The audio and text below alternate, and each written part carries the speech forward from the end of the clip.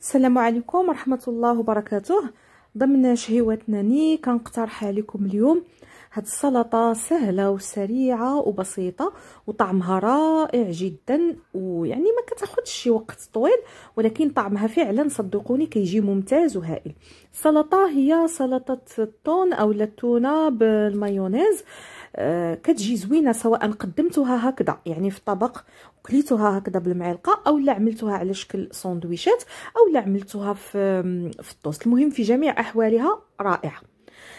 غادي نبداو هنا بالعمل وباستعراض المقادير. عندي هنا واحد المقدار من الخس مقطع بهذا الشكل هذا اللي كتشوفوه. بالنسبه للمكونات يعني الكميات ديال المكونات فكتبقى لكم حسب الحاجه وحسب عدد الافراد، كثروا قللوا حسب العدد اللي عندكم د الاشخاص.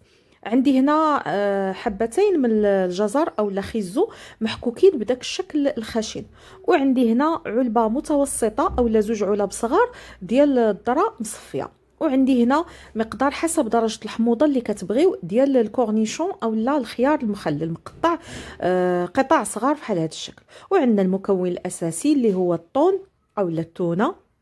عندي هنايا 3 ديال العلب من فئه 80 غرام ولا 90 غرام مصفيين. يعني تقدروا تعملوا واحد 150، لان العبار د العلبه كنعطيه لكم هي ما مصفياش، ولكن ملي كتصفيو الطون كيعطي واحد الكميه اقل، فممكن هنا يكون واحد 150 حتى ل 160 غرام ديال الطون مصفي.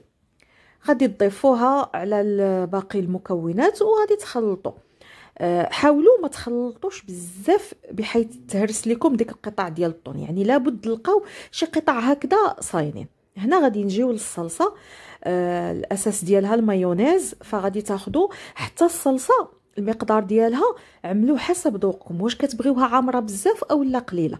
انا عملت هنايا تقريبا 3 د المعالق عامرين مزيان او لا 4، لان كنعمر بزاف 4 ديال المايونيز مع 3 او 4 كذلك ديال الزبادي او اليوغورت الطبيعي، طبعا بدون نكهه بدون سكر. وتعملوا عليه واحد رشيشه ديال الفلفل الاسود ورشيشه ديال الملح. غادي نخلطو مزيان كما اشرت. المقدار د الصلصه تقدروا تكثروه، لانني انا زدت واحد شويه واخا ما صورتش، ولكن راه زدت واحد شويه.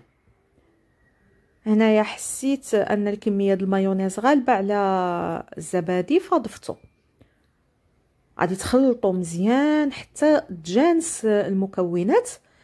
هنا غادي نضيف زيت المائده، غادي نضيف تقريبا معلقه كبيره باش تزيد حتى هي تخفف ليا الخليط، وغادي نخلط مزيان.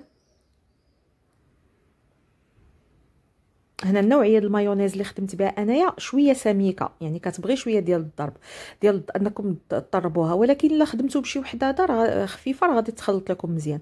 هنايا غادي نفرغ المقدار ديال الصلصه على ديك السلطه اللي حضرنا، وغادي نبدا نقلب.